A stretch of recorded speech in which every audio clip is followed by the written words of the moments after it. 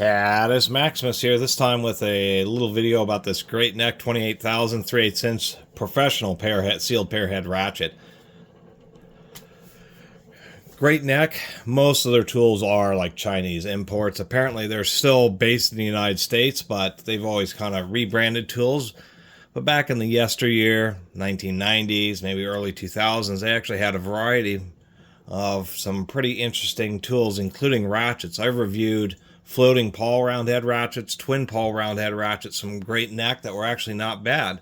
Some of their pair heads just haven't been that great. But I ran into this at a sale, digging through some tools. As soon as I saw the top of it, I almost, for a second, thought it was a snap-on just because of the snapping or the stamping. Nice chrome finish. The Catus ink reverse lever.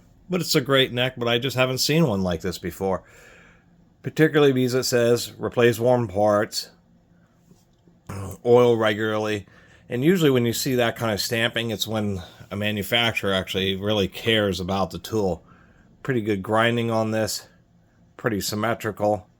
Maybe a little bit overground. Otherwise, you know, has a nice neck on this great neck. One thing that's strangely omitted anywhere on this ratchet is the country of origin. Usually on hand tools, particularly ratchets, they'll put Taiwan or whatever. It seems like a Taiwanese ratchet. We'll take a look inside. I mean, this one has had hardly any use. There's almost no wear on the anvil. Really nicely machined anvil. Pretty solid ball detent, not super strong. This ratchet appears to be like a Williams style batwing pawl kind of mechanism, which is a pretty reliable mechanism. Back drag.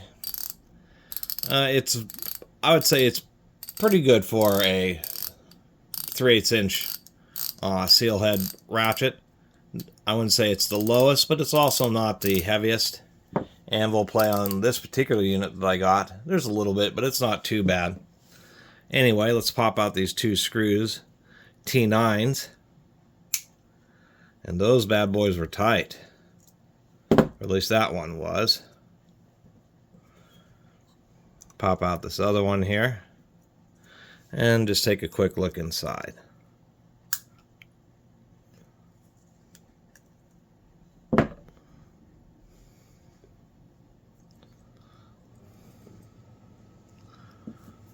Well, at some point, somebody indeed did oil this ratchet.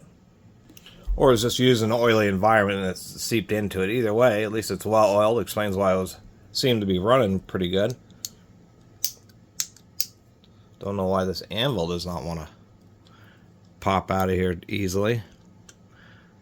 It's like a really tight fit in that bore. I've never experienced that before.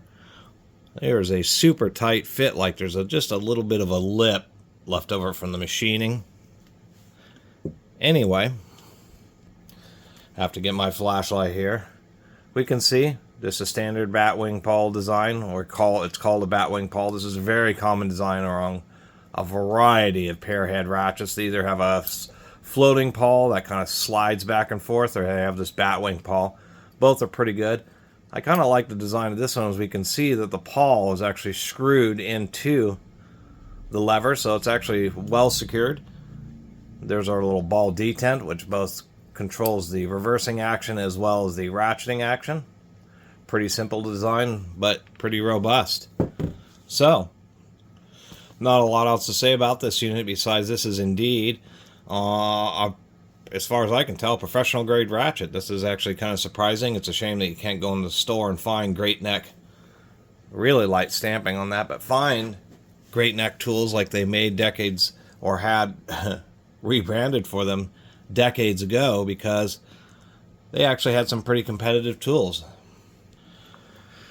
And that's usually comes down to, you know, not having the greatest sales staff and management trying to get more market awareness and penetration with their tools.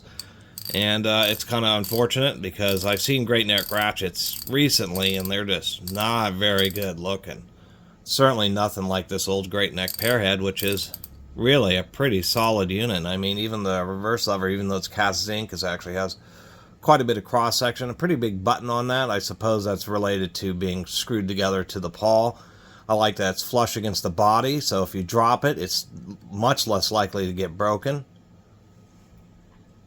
They even have a nice little touch where you can see just ever so slight gusseting on the little lever here to further reinforce it. It's actually, and even though you'll be lucky to find a rebuild kit, it is proper where the screws go through the body of the ratchet and into the bottom plate. So if the screws strip out or the plate strips out, that can all be replaced. Having screws go into the ratchet body, if the holes strip out in the ratchet body, then the whole ratchet is ruined. Other than that, just as I said, it's a nice little ratchet, and just wanted to make a little video about it that, you know, if you do see like an old great neck ratchet like this, it's actually a pretty solid unit. Anyway, thanks for watching.